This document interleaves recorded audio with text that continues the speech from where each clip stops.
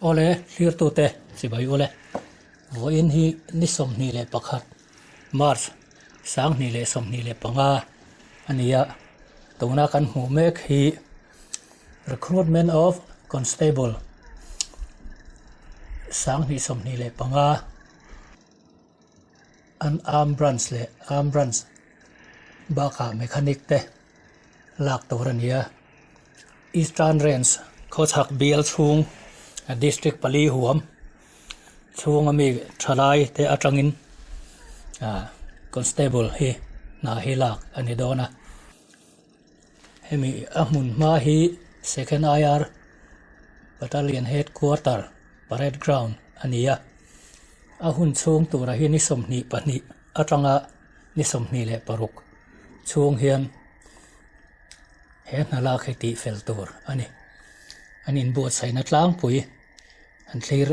zor donela thange he kan muang hian CCTV te ron maya he CCTV hian he laya haizam an han zuang te adikem diklawem follow mem ti zong kha a check vek dona ti chon helam panga hian 100 meter race tlanna ania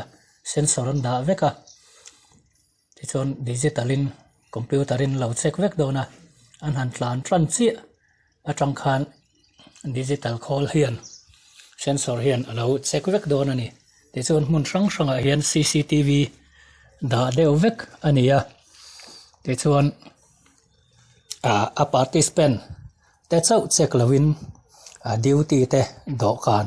po CCTV hian avil tel vek don ania dangro dang char tan po hei cooler ten da he thok tu duty na mun tur te veka in board sai nei hau tak khop maya second IR lampang po an trang khop maya hetiang sipai lak run pui ang hi khozol hian avoi khat thlen na te po ani mai theya kan relawa tun malamin an lo la toim kan chiang bik chia lo na ton trum hin buat sai na hau tak ang rang khop mai tin kan soita kang khan kum dangan ti ngai vak lo digital mang veka engkim hi te tur ania adiklo te po nakina computer lama te po check dek le thei vek tur khan ruam na an siama ason na ro pui tak nin a hriata alo mong khop me registration te henga hian biometric enrollment se sang te kha ti vek tur ania tin he huna in ti siak in elna ti to mela constable ni tura an trial na hian admit card te nei te ngaya online in anin register veka te chuan ei kan mu zelang hian CCTV hian duty room te duty dokan zong te poi avil veka a thok tu le en dik tu te po hian fair lo takin an ziak lu tem computer an record tem ti zong akha heta a participant te result le a thok tu te record a in milem ti zong po kha check back le thei vek tur khan ruam man na kalpui ania atlang pui hi an thlir zor taila tuna kan mulai me ka hi 1000 meter race na tor nei ta voi khat kwal chu hi round khat hi meter zan hi zel ania voi nga lai tlan kwal ngai don ti na ni chu te chon hei duty book te po hi an sak zo hlima tangin sipai ten an uap tlata zana po an ri achil maka engemo poi hai te po thleng thei te po ania chu wang chun avenin an veng uluk hle nge ani helai mun hi an sipai parade ground hi rin ain lo rem chang khom maya tuna kan mu hi longjam an beina tur khanita te chuan waiting table rang awma physical measurement an ti dan tura po kha kan soita kan khan digital tho ani don ani ติส่วนvoin kan han thir sina ti khan an han zuang sin vela kami an zuang sin kha he ta hian atak tak ang khan ya computer an record veka adikem diklavem cctv na aron vil dante nen eta record ai milen ti zong kha an han sin vek an ti chuan fault te po an oma fault te po kha eng tianga zui tur nge eng tia ti tur nge ti zong kha record dan kha sang kha zela hei hai jam long jam te pon han zuang chin chak ania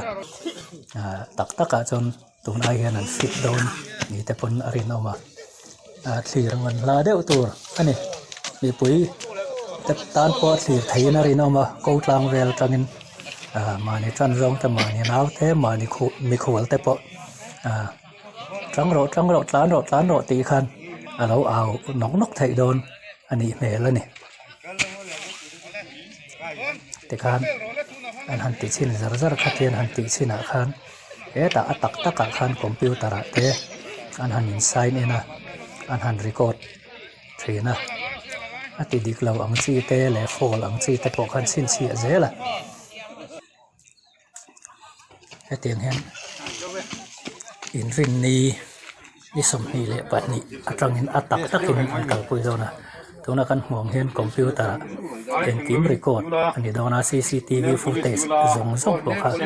yang hian uluk takin record rek dona tuna 100 meter race an han tlan chin le